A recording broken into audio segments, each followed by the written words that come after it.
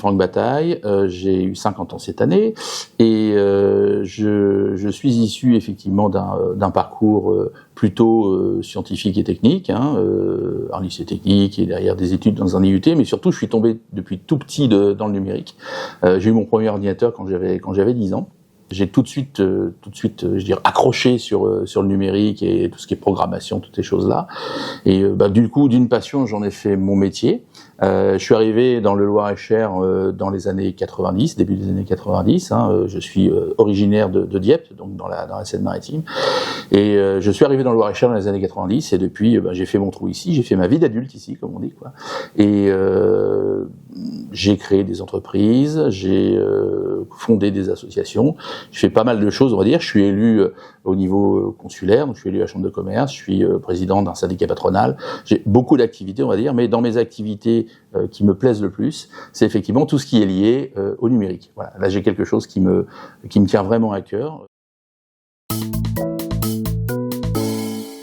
Loir-et-Cher Tech, donc une association qui existe depuis bientôt 10 ans et que j'ai l'honneur de présider depuis quelques années, qui travaille essentiellement sur 4 axes sur le territoire du Loir-et-Cher. L'axe de la culture numérique, l'axe de l'inclusion, puisque c'est un sujet, les solidarités, c'est quelque chose qui nous préoccupe beaucoup. L'axe de l'entrepreneuriat responsable, la place, on va dire, du monde économique dans le numérique est quand même extrêmement importante. Et l'animation territoriale, où là, on participe à de très très nombreuses actions qui sont menées sur notre territoire, qu'on va soit organiser, soit co-organiser, soit participer à l'intérieur pour apporter notre expertise.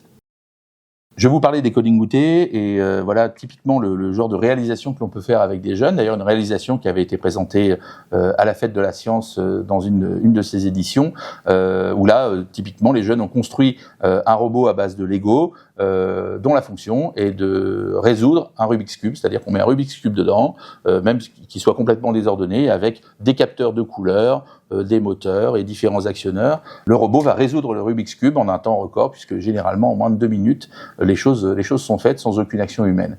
Donc un sujet qui vraiment les a captivés, qui leur dit qu'avec de la robotique, des algorithmes et des maths, on peut faire pas mal de choses. Donc pour conclure, je vous invite à suivre Loir-et-Cher Tech sur les réseaux sociaux et surtout l'ouverture et l'arrivée de la Cité du numérique que nous allons investir au début du mois de janvier 2025 en partenariat avec le Conseil départemental.